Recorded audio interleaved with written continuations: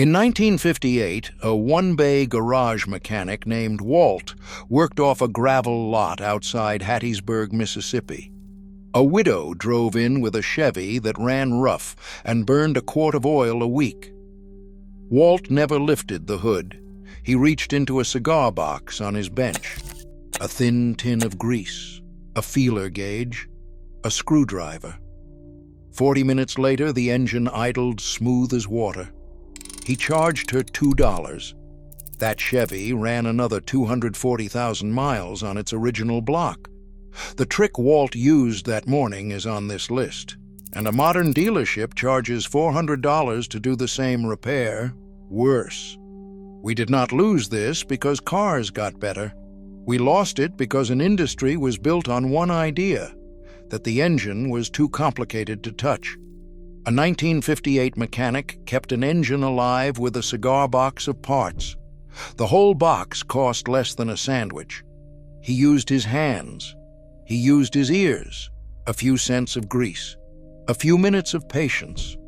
We replaced all of it with a sealed module and a $400 scan tool and a service door we are not allowed to walk through. The complexity was never real. It was sold to us, and the men who knew the truth are nearly all gone. Number 21 is done with a smear of grease that costs less than a dime. It cures a flat spot. A dealer now charges $385 to diagnose. Number 12 kept a worn engine holding compression past 300,000 miles. It was quietly cut from every trade school manual after 1980. And number 3, the full hand tune-up every American mechanic once knew, has vanished. The part it depended on cannot be set by a computer, and the computer is where the money is. These 25 secrets were not about saving money. They were about a relationship between a man and a machine. No warning light has ever replaced it. The engine spoke. The mechanic answered. That conversation has been silenced by every dashboard built after 1996. Hit that subscribe button and let us count down the $2 tricks 1958 mechanics used to make any engine last forever, and why modern shops charge $400 for the same repair. Number 25, the penny gap check on the spark plugs. Before any tune, a mechanic set the gap. He checked it with what he had in his pocket. You ran a feeler blade between the electrodes until it dragged with a faint, even pull. Too wide, and the spark stretched thin and missed. Too tight, and it fouled and loaded up. You bent the side electrode until the blade just kissed both faces. A station mechanic in 1958 gapped every plug in the box before he installed one. A single wrong gap could rough an engine he had spent an hour tuning. The feeler gauge cost 25 cents at any Western auto. It outlasted the man who bought it. It was not a part. It was the width of a thought set by hand. Number 24, reading the spark plug, porcelain in the sunlight. Not a diagnostic step, reading the engine's diary. You wound the plug out by hand to the last threads. You held the white insulator up to the daylight. Light tan meant the mixture was right. Sooty black meant rich. Chalky white meant lean, and a valve about to burn. A country mechanic in 1956 trusted the plug over the owner. The owner swore the car ran fine while it quietly drank oil. Every American 5.8 from 1955 to 1975 was built to be read this way. OBD2 sealed the window shut. The plug was not a part, it was a witness, and it told the truth every time. Number 23, the screwdriver used as a stethoscope. The first tool an old mechanic reached for. You pressed the tip to the valve cover and the handle to the bone behind your ear. A tick rode up the steel. A knock came deeper. A YR meant a bearing turning where it should not. An apprentice in 1959 got a screwdriver before a wrench. He swept the floor a week longer if he could not name the noise. The $400 chassis ear that replaced it hears less than the steel did. It was not a tool. It was an EIR with a steel handle. Number 22. Reading the oil with your thumb and your nose. No gauge, just the dipstick and your senses. You wiped a smear between two fingers. You felt for grit. You smelled it. Sweet meant coolant getting in. Raw gasoline meant a carburetor flooding and thinning the oil. A burnt stink meant it had run too hot. A truck driver in 1962 caught a cracking head by the smell at a fuel stop. Weeks before, it would have stranded him. This was standard before the self-serve pump killed the full-service bay. The gauge measured the level. The nose caught the death. Number 21. Greasing the carburetor linkage to cure the flat spot. A smear of grease for a problem dealers now scan for. You found the linkage rod between the throttle and the choke pull-off. You pulled the cotter pin. You laid a thin film of white lithium grease on the ball joints. You reinstalled it. Then you blipped the throttle 3 times and watched it snap clean. A neighborhood mechanic in 1958 fixed a hesitation this way. Another shop had blamed it on a worn carburetor.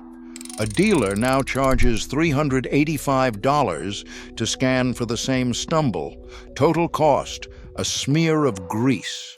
Total time, 4 minutes. That was not nostalgia. That was physics. Number 20. The wet compression test. 1 squirt of oil told rings from valves. You ran a dry compression test, then you squirted a little oil into the cylinder and tested again.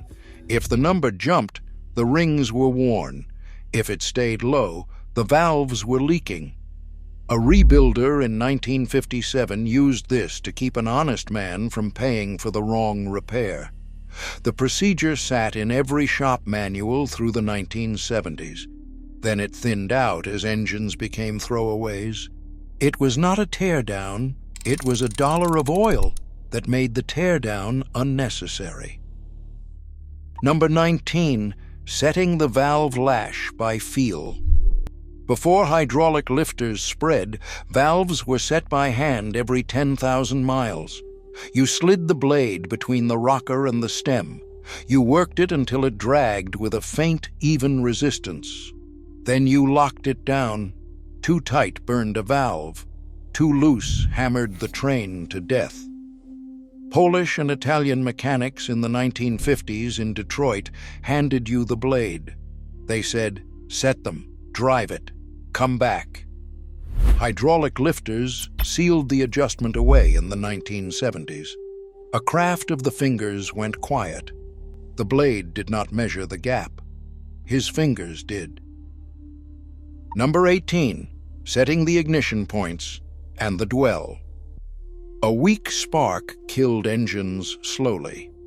You set the point gap with a feeler. Then you dialed the dwell to the center of the specification on a meter. Too little and the engine missed. Too much and the points burned themselves out early. A tune-up man in 1958 set dwell even on cars nobody had complained about. He refused to let a quiet problem become a dead engine. Electronic ignition sealed the job inside a box by the mid-1970s. The spark lit the fire. The dwell decided how clean it burned. Number 17. Setting the timing by ear under load. The light set it cold. His ear set it where the engine lived. You timed it cold with the light. Then you drove hard up a grade and listened. You waited for the marbles in a can rattle of detonation. The instant you heard it, you eased the timing back a hair. A mechanic in 1956 Tennessee tuned this way for a reason. His customer climbed hills with his family aboard, and detonation he could not hear was eating his pistons. Computer-controlled timing took the knob away in the 1980s. The light set the timing cold. His ear set it true. Here is something nobody is counting. The men who learned to read an engine by ear are nearly all gone. They came up before the scan tool, before the sealed module. The youngest are past 80. They were the last link to a time when a mechanic was a craftsman, not a parts replacer. They did not store this knowledge in books. They stored it in their hands and their ears. 30,000 hours next to engines that talked back. When they die, the manuals stay on the shelf. The instinct goes into the ground. Picture a man standing in front of a rough V8. No gauge hooked up yet. He already knows. Vacuum leak, fouled plug, or tired carburetor. He knows by the sound. That cannot be downloaded. The chain ran grandfather to father to son for 3 generations. Then, a generation grew up looking at screens. We are writing down what we can before the last of them are gone. Number 16, repacking the front wheel bearings by hand. A dry bearing seized its speed. A packed one ran 250,000 miles. You washed the old grease out. You dragged the bearing through a glob of fresh grease in your palm until it pushed out the far side. Then you set the preload by feel, snug but free. A garage man in 1960 repacked his regular's bearings every spring for nothing. He had seen a seized one throw a family into a ditch. Sealed throwaway hubs replaced the serviceable bearing in the 1980s. It was not the grease that saved the bearing. It was the hand that packed it. Number 15, setting the idle mixture by vacuum and by ear. A quarter turn was the line between smooth and rough. You turned each mixture screw slowly for the highest steady vacuum reading. The idle lifted as the mixture came right. Then it stumbled when you leaned it too far.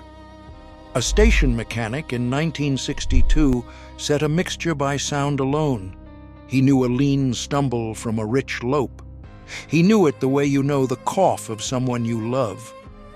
Fuel injection erased the mixture screw after 1981. The gauge gave him a number.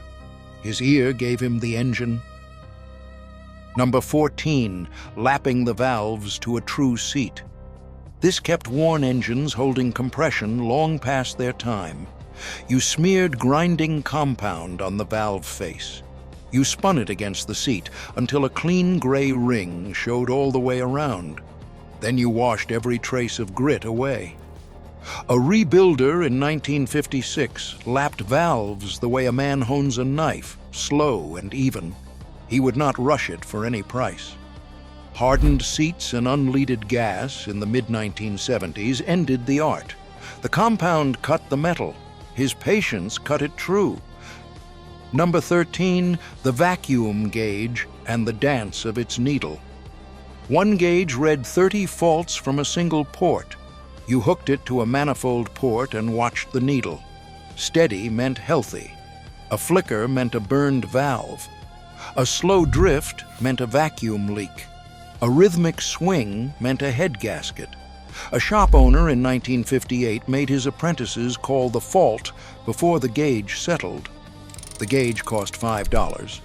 A $400 scan tool still struggles to name what that needle named in 8 seconds. The gauge did not diagnose the engine. It only helped a man hear what it was already confessing. Number 12, cutting open the used oil filter to read the metal inside. The filter caught everything the engine shed. You cut the can open. You spread the pleated paper under a light. Fine gray paste was normal wear. Bright flakes meant a bearing failing. Glitter meant trouble coming fast. A fleet mechanic in 1957 cut every filter he pulled. A caught bearing was a Saturday repair. A missed one was a man stranded on a mountain pass. This was cut from every trade school manual after 1980. Engines had become sealed throwaways. The filter was not trash. It was the engine's confession for anyone who opened it. Number 11, reading the magnetic drain plug at every oil change. A magnet pulled the iron out. The shavings told the story. You wiped the plug clean and held it to the light. Fine gray fuzz was normal. Bright slivers meant watch it. Heavy flakes meant a bearing on its way out. A mechanic in 1955 caught a dying engine 4 months early off the fuzz on a plug. The owner laughed. Then he thanked him. The quick lube model drained the oil fast and never once looked at the plug. The plug was not a part. It was a witness. Number 10. Sealing a small exhaust leak with wire and furnace cement. A $2 fix that outlasted a muffler shop weld.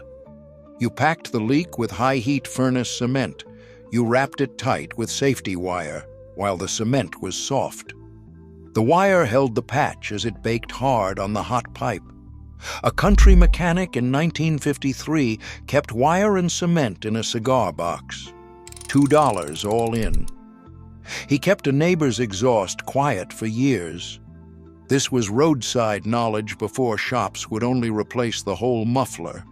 It was not a weld. It was patience wrapped in wire.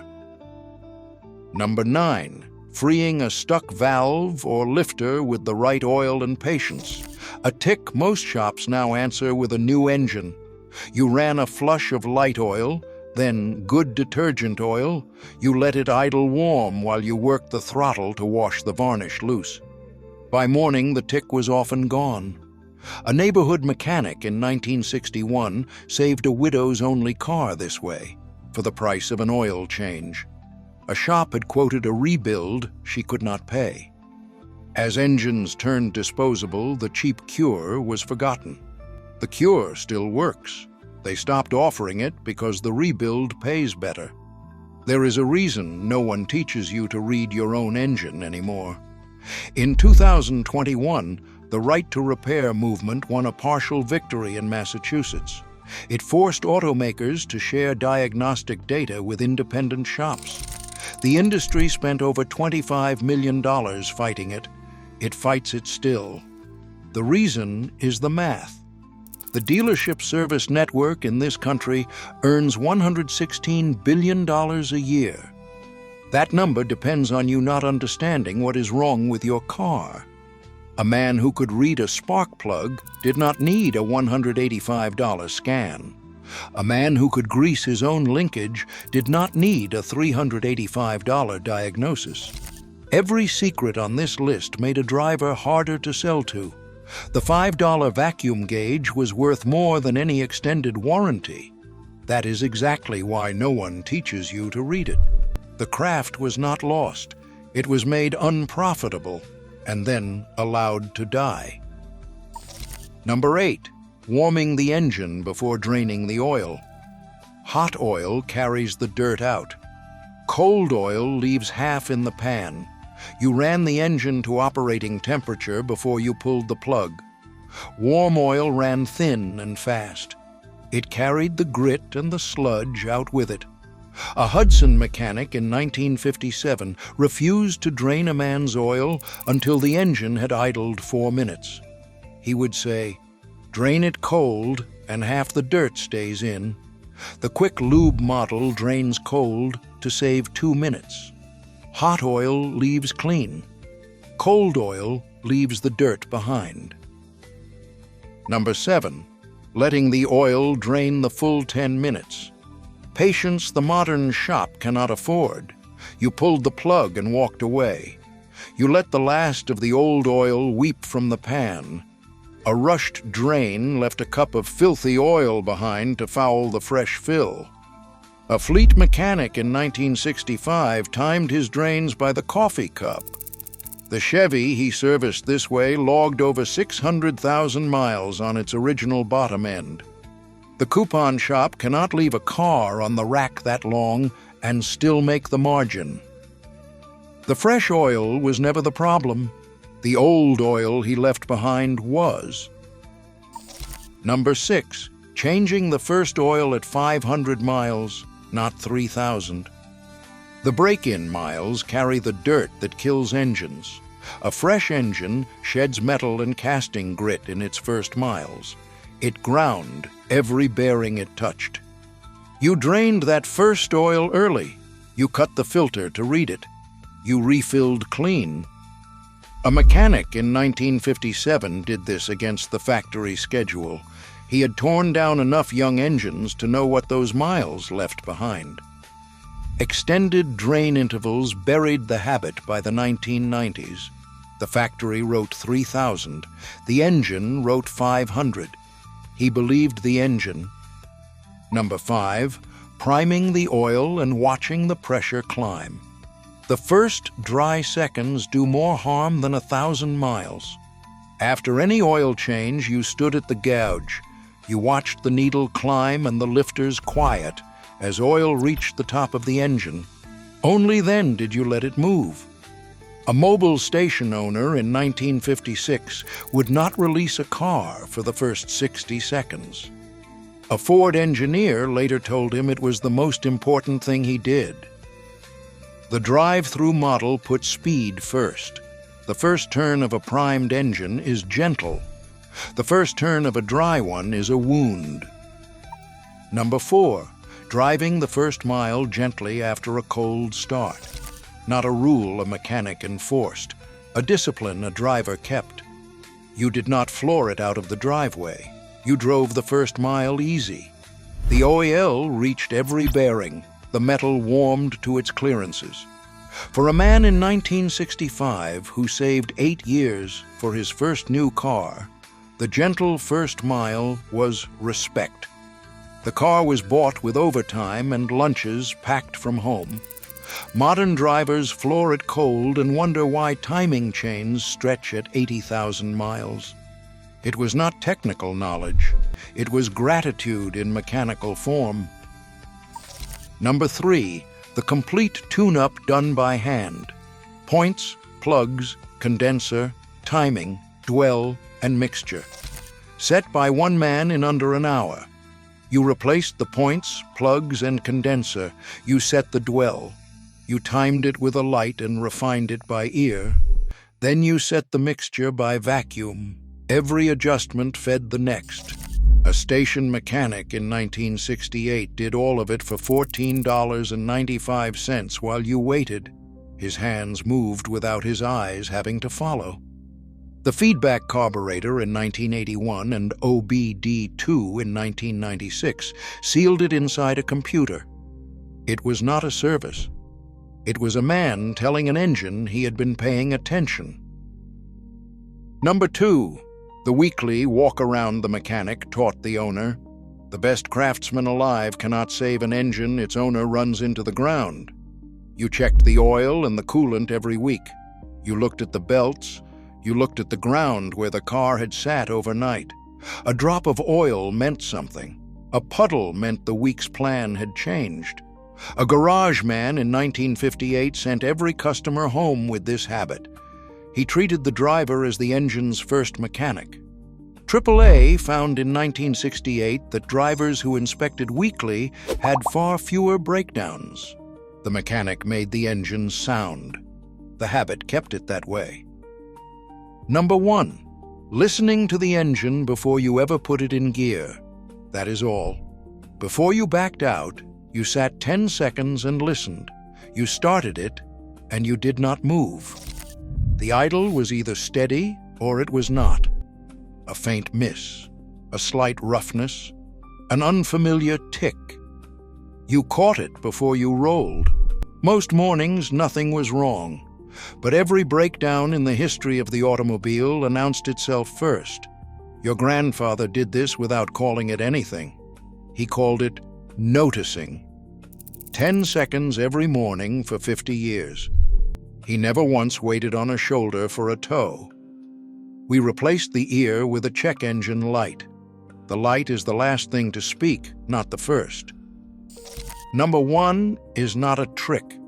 It is the habit underneath every other secret on this list. None of these secrets required a certification. No scan tool, no subscription to a manufacturer's database. The whole cigar box cost $2. They required a willingness to listen to a running engine and to believe you could understand what it was telling you. That belief was the default setting of every American garage. It was not confidence born from training. It was confidence born from intimacy, from spending enough hours with engines that you could read one the way a farmer reads weather. And it kept ordinary cars running past 500,000 miles in the hands of men who never finished high school. We did not lose the tools. The vacuum gauges are still in the drawers. The feeler gauges are still on the benches. We lost the hands that knew how to use them. We lost the ears that knew what a healthy engine sounded like. We lost the old man who stood beside you when you were 16, put your hand on the valve cover and said, "Feel that, hear that." That is what right sounds like. He is gone now. Most of what he knew went with him. The dealership charges $400 for a repair he did with a smear of grease in 4 minutes. And it calls that progress. But not all of it is lost. Some of it is in this video, written down at last, because someone had to do it before the last of those men were in the ground. The next time your car makes a sound you do not recognize, do not reach for the phone. Open the hood and listen. The craft is not dead. It is waiting for someone to pick the tools back up.